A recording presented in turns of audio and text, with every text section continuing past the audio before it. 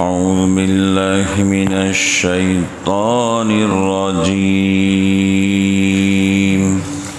بسم الله الرحمن الرحيم. ويقول الذين كفروا لولا أنزل عليه آية من ربه إنما أنت منذر ولكل قوم هاد الله يعلم ما تحمل كل أنثى وما تغيض الأرحام وما تزداد وكل شيء عنده بمقدار. اور کہتے ہیں کافر کیوں نہ اتری اس پر کوئی نشانی اس کے رب سے، تیرا کام تو ڈر سنا دینا ہے، اور ہر قوم کے لیے ہوا ہے راہ بتانے والا. اللہ جانتا ہے جو پیٹ میں رکھتی ہے ہر مادہ، اور جو سکڑتے ہیں پیٹ اور بڑھتے ہیں، اور ہر چیز کا اس کے یہاں اندازہ ہے.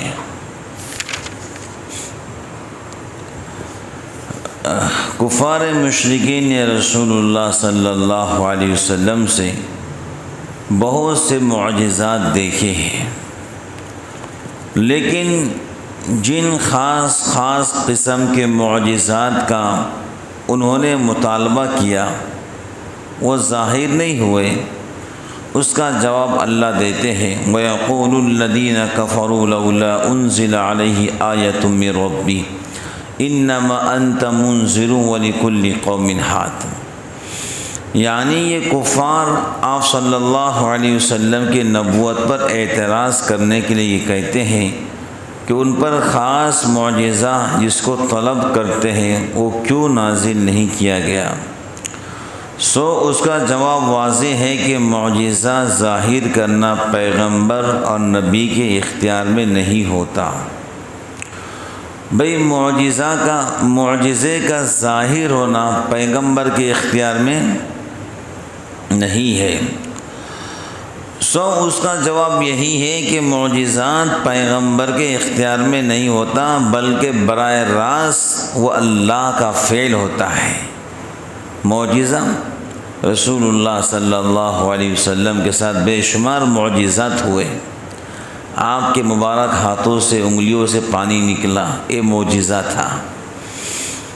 آپ کے مبارک انگلیوں سے پانی کا جاری ہونا یہ معجزہ تھا. چاند کے ٹکڑے ہونا یہ معجزہ تھا. تو معجزہ پیغمبر کے اختیار میں نہیں ہوتا ہے، تو وہ تو براہ راست اللہ کا فعل ہوتا ہے، وہ اللہ کی قدرت ہوتی ہے. پہاڑ کے چٹان سے صالح علیہ السلام کی دعا پر ایک اٹھنی کا نکلنا، اب پہاڑ کے چٹان سے وہ اٹھنی نکل سکتی ہے کیا؟ ارے بولو نا. لیکن وہ براہ راست اللہ کا فعل ہوتا ہے، نبی اور پیغمبر کا اس میں کوئی اختیار نہیں ہوتا ہے. تو اللہ تعالیٰ اپنی حکمت سے جس وقت جس طرح کا معجزہ ظاہر کرنا پسند فرماتے اس کو ظاہر کرتے، وہ سب اللہ کے ہاتھ میں ہے. اور جو اللہ چاہتے ہیں بزرگان دین وہی ہوتا ہے. یہ بات ذہن میں رکھو. اللہ تعالیٰ اپنی پوری حکمت کے ساتھ کب کون سا معجزہ ظاہر کرنا ہے وہ اللہ ظاہر کر دیتے ہیں. اللہ تعالیٰ کسی کے مطالبہ اور خواہش کے پابند نہیں ہے. بھائی وہ رب ہے، وہ کسی کے خواہش اور مطالبے کے پابند بولو نہیں ہے. وہ جو چاہے اور ان کو جو اچھا لگتا وہ کرتے ہیں. بات سمجھ گئے؟ انما انت منذر، یعنی آپ صلی اللہ علیہ وسلم کافروں کو خدا کے عذاب سے صرف ڈرانے والے ہیں. آپ صلی اللہ علیہ وسلم کافروں کو خدا کے عذاب سے صرف ڈرانے والے ہیں. معجزہ ظاہر کرنا آپ کا کام نہیں ہے. وَلِكُلِّ قَوْمٍ هَادٍ، یعنی ہر قوم کے لیے پچھلی امتوں میں ہدایت کا راستہ بتانے والے نبی اور پیغمبر تشریف لائے۔ آپ صلی اللہ علیہ وسلم کوئی انوکھے نبی نہیں ہیں، سبھی انبیاء کا وظیفہ یہ تھا وہ قوم کو ہدایت کرے، اللہ کے عذاب سے ڈرائے۔ معجزات کا ظاہر کرنا کسی کے اختیار میں نہیں دیا گیا، اللہ تعالیٰ جب اور جس طرح کا معجزہ ظاہر کرنا پسند فرماتے ظاہر کر دیتے۔ رسول اللہ صلی اللہ علیہ وسلم نے اپنے آپ کو نبی ظاہر کیا اللہ کے حکم سے، تو آپ سے پہلے بھی جو امتوں میں نبی اور پیغمبر آئے وہ کوئی فرشتے نہیں، وہ انسانی تھے۔ میں بات سمجھ گئے؟ آپ سے پہلے جو نبی دنیا میں تشریف لائے سب انسان تھے۔ اب مکہ کے لوگ کہہ رہے ہیں کوئی فرشتہ نبی بن کر آتا ہم اس کو مانتے ہیں، کوئی رسول فرشتہ بن کے آتا ہم اس کو مانتے ہیں۔ ارے بھائی، حضور پاک علیہ الصلاۃ والسلام پہ جو نبوت آئی ہے وہ پہلی مرتبہ تھوڑی آئی ہے، آپ سے پہلے کم و بیش 1,24,000 انبیاء علیہ السلام کو اللہ نے نبی اور پیغمبر بنایا، وہ سارے انسان تھے۔ کیا تھے؟ یہاں پر صرف بغض اور حسد کینے کی بنیاد پر حضرت رسول اللہ صلی اللہ علیہ وسلم سے بے جا مطالبات کیے جاتے تھے۔ بات سمجھ گئے؟ کینہ، بغض، حسد کے بنیاد پر آپ سے بے جا مطالبات۔ کیا؟ بے جا مطالبات۔ اس آیت میں جو ارشاد ہے ہر قوم کے لیے ایک ہادی، اس سے ثابت ہوا کہ کوئی قوم، کوئی خطہ، ملک اللہ تعالیٰ کی طرف دعوت دینے والے اور ہدایت کرنے والوں سے خالی نہیں ہو سکتا، خواہ وہ کوئی نبی ہو یا اس کے قائم مقام نبی کی دعوت کو پھیلانے والا ہو۔ جیسے سورہ یاسین میں تذکرہ موجود ہے، سورہ یاسین کے اندر وہ تذکرہ موجود ہے کہ اللہ رب العالمین نے جو ہے ایک نبی اور پیغمبر کے ماننے والے مسلمان، دو مسلمان تھے وہ، جو ایک قوم کی طرف ہدایت کا پیغام لے کر گئے تھے۔ وہ نبی نہیں تھے لیکن نبی اور پیغمبر نے ان کو بھیجا تھا۔ سورہ یاسین میں اس کا تذکرہ موجود ہے پہلے رکوع میں غالباً۔ تو ہر قوم کے اندر نبی یا نبی نے کسی کو بھیجا ہو، ہر قوم کے اندر ہدایت کا راستہ بتلانے والے ہر قوم کے اندر موجود تھے۔ بس سمجھ گئے؟ تو سورہ یاسین میں تذکرہ ہے ایک نبی اور پیغمبر نے اپنے دو مسلمانوں کو ایک قوم کی طرف دین کی دعوت اور ہدایت کی دعوت دے کر بھیجا۔ ہدایت مطلب بھائی صحیح راستہ اپنا لو، اللہ تعالیٰ آپ کو صحیح راستے پر چلائیں گے۔ ہدایت تو صرف اللہ کے ہاتھ میں ہے، وہ جس کو چاہے صحیح راستے پر چلائے، جس کو چاہے گمراہ کر دے۔ بس سمجھ گئے؟ ہدایت تو صرف اللہ کریم کے ہاتھ میں ہے۔ اس لیے اس آیت سے لازم نہیں آتا کہ ملک ہندوستان میں کوئی نبی اور رسول پیدا ہوا ہو، البتہ دعوت رسول کے پہنچانے اور پھیلانے والے علماء کا کثرت سے یہاں نہ بھی ثابت ہے، اور پھر یہاں بے شمار ایسے ہادیوں کا پیدا ہونا بھی ہر شخص کو معلوم ہے۔ ملک بھارت کے سرزمین پر اللہ رب العالمین نے بہترین علماء کو پیدا فرمایا، اور ایسے علماء کو پیدا فرمایا جن کے ذریعے ہزاروں لاکھوں بندوں کو ہدایت کا راستہ ملا۔ بولو ملا کہ نہیں ملا؟ کتنے ایسے علماء پیدا ہوئے جن کے ذریعے لاکھوں بندوں کو ہدایت ملی ہے۔ اب یہاں تک جن آیاتوں میں نبوت کا انکار کرنے والوں کے شبہات کا جواب تھا، چوتھی آیت میں پھر وہی اصل مضمون توحید کا مذکور ہے جس کا ذکر اس سورت کی ابتدا سے آ رہا ہے۔ ارشاد ہے اللہ یعلم ما تحمل کل انثی وما تغیض الارحام وما تزداد وکل شیء عنده بمقدار، یعنی اللہ تعالیٰ کو سب خبر رہتی ہے جو کچھ کسی عورت کو حمل رہتا ہے، لڑکا ہے یا لڑکی ہے۔ اللہ تعالیٰ کو ہر چیز کی خبر رہتی ہے کہ کسی خاتون کے پیٹ میں لڑکا ہے یا لڑکی ہے، حسین ہے یا بد شکل، کیا حسین ہے یا بد شکل، نیک ہے یا بد، نیک ہے یا بد، اور جو کچھ ان عورتوں کے رحم میں کمی پیشی ہوتی ہے کہ کبھی ایک بچہ پیدا ہوتا ہے، کبھی زیادہ، کبھی جلدی پیدا ہوتا ہے، کبھی دیر میں، یہ سب اللہ کو معلوم ہے کیا ہے، لڑکا ہے یا لڑکی۔ اس واسطے بزرگان دین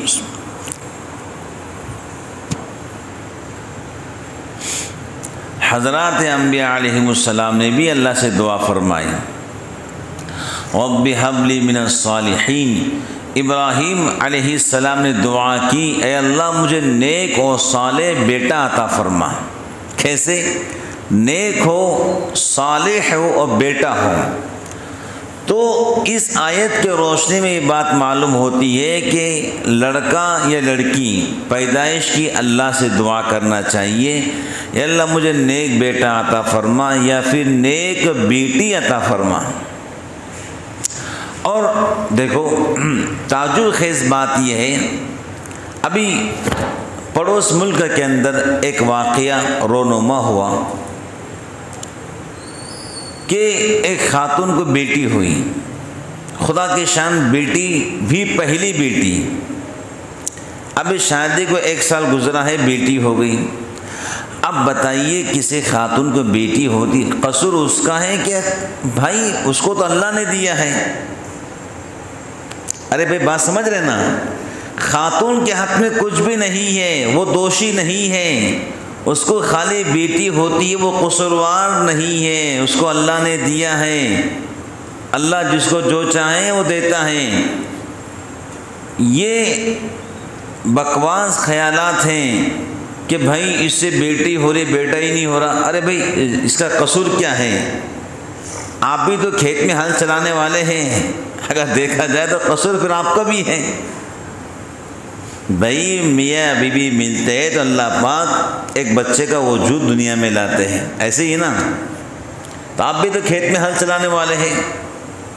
بہرحال پڑوس ملک میں ابھی 15 دن پہلے کی بات ہے، بچی ہوئی، پہلی بچی۔ جب پہلی بچی ہوئی 7 دن کی بچی تھی، بولو بچی کتنے روز کی تھی؟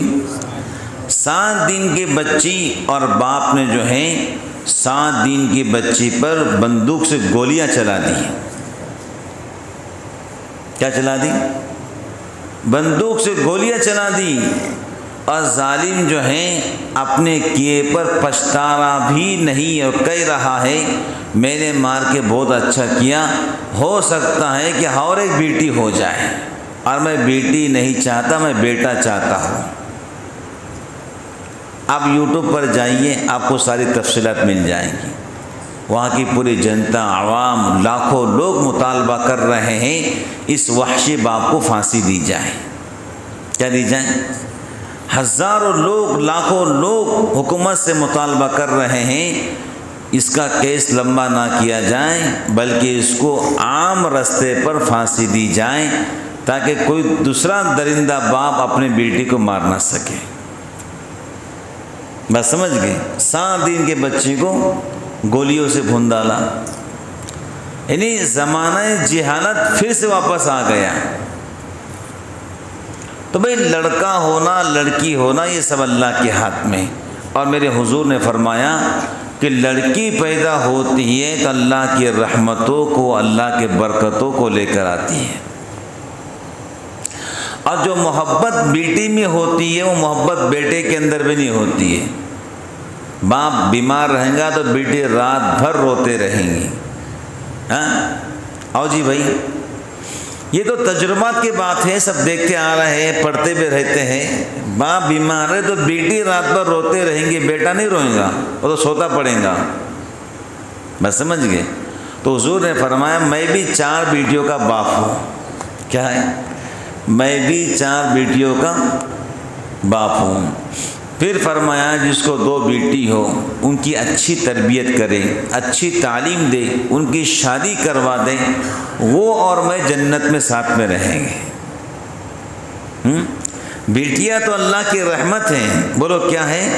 جس گھر میں بیٹیاں پیدا ہوتی ہیں اس گھر میں اللہ کی برکتیں، اور اللہ تعالیٰ بچیوں کے برکات سے باپ کو خوب روزی عطا فرماتے ہیں، بچیوں کے برکت سے،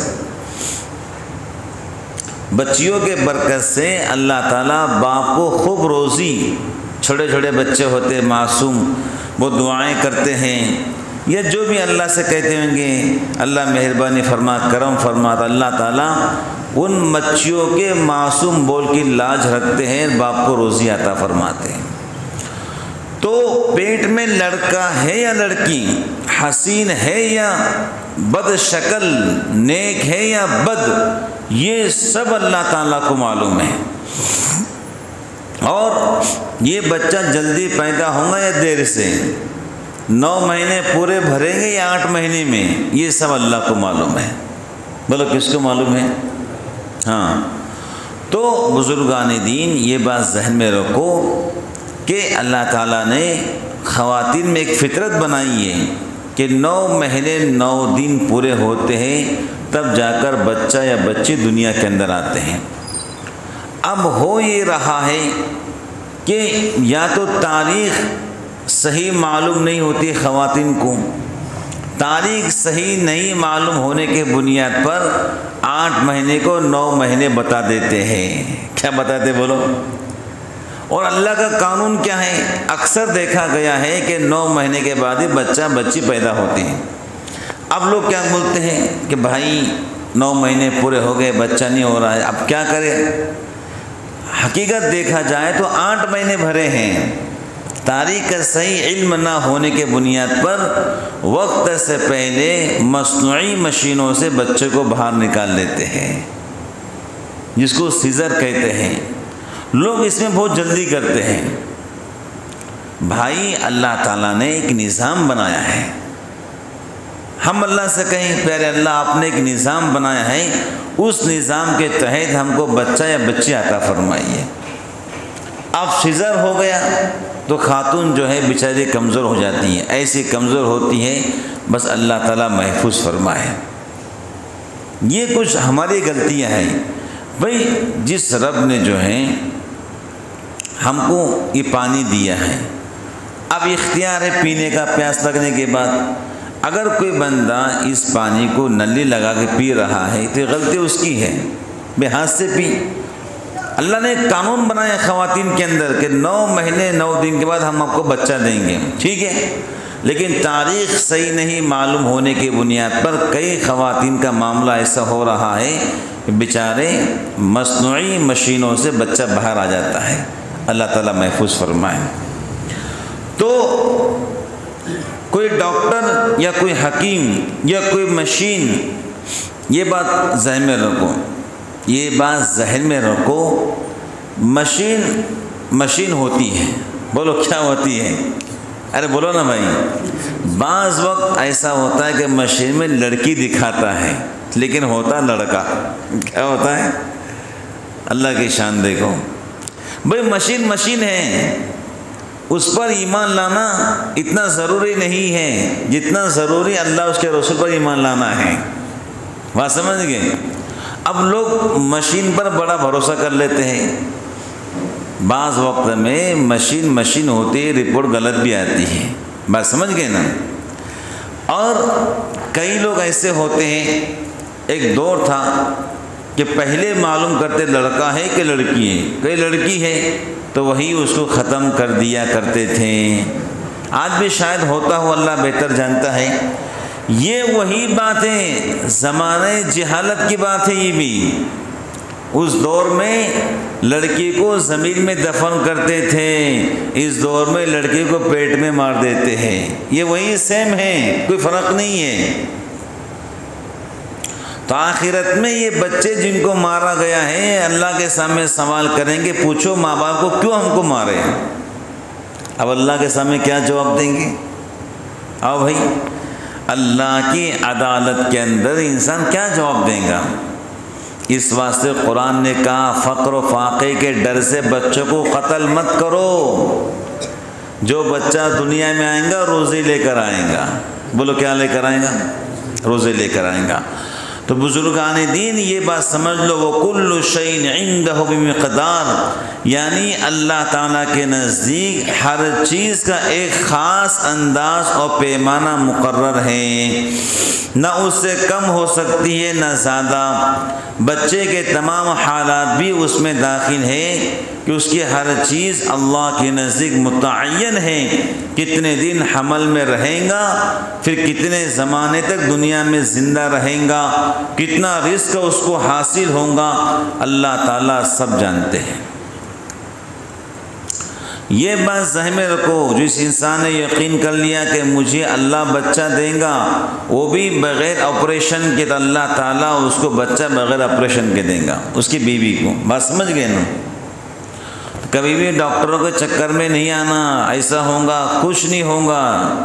جو رب نے بچے کو پیٹ میں زندہ رکھا ہے وہی رب پیٹ سے زندہ باہر نکالے گا، یہ بات ذہن میں رکھو۔ میں نے کئی لوگوں کو مشورہ دیا، ڈاکٹر کہے کرو کا نہیں کرنا ہے ہم کو، ہم اللہ رب العالمین سے دعا کریں گے اور بالکل نارمل ڈیلیوری کے اللہ سے دعا کریں گے۔ کئی لوگوں کو مشورہ دیا، اس میں سے اکثر لوگوں نے ڈاکٹر کی بات نہیں مانے، الحمدللہ ان کے بچے نارمل پیدا ہوئے۔ اس میں گھبرانے کی ضرورت نہیں ہے بھائی، جو رب ماں کے پیٹ میں بچے کو 9 مہینے زندہ رکھے، کیا وہ رب ماں کے پیٹ کے باہر زندگی نہیں دے گا؟ اتنا یقین ہم سب کو ہونا چاہیے۔ کتنی بار ایسا ہوا کہ خواتین کا آپریشن ہوا، پھر اس کے بعد ان کو تکلیف شروع ہوئی۔ کون سی تکلیف؟ وہ تکلیف قدرتی، درد ذیل، بچہ باہر آ گیا کیسے؟ آپریشن کے ذریعے۔ پھر کچھ گھنٹوں کے بعد، کچھ دن کے بعد وہ تکلیف شروع ہوئی، کون سی؟ قدرتی درد ذیل۔ ایسا بھی سننے ملا ہے، اللہ تعالیٰ محفوظ فرمائے۔ تو یہ بات سمجھ لو کہ بیٹا اور بیٹی اور حمل کب تک رہیں گا، کب پیدا ہوگا، سب اللہ کو معلوم ہے۔ ہم نے مشین پر اتنا بھروسہ نہیں کرنا چاہیے۔ تو بزرگان دین یہ توحید کی بات تھی کہ اللہ رب العالمین عالم الغیب ہے، وہ سب کچھ جانتے ہیں۔ بہرحال جو کچھ کہا گیا ہے اللہ مجھے آپ کو عمل کی توفیق عطا فرمائے، آمین۔ وآخر دعوانا ان الحمد للہ رب العالمین۔